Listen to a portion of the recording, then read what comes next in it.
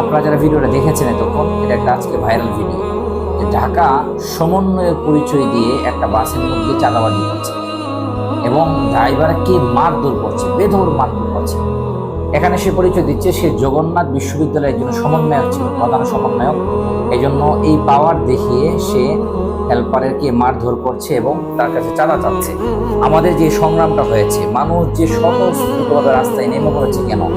মানুষের স্বাধীনতার জন্য, কথা বলার স্বাধীনতার জন্য, ন্যায্য অধিকারের জন্য, যেটা মানুষ এতদিন পাচ্ছিল না।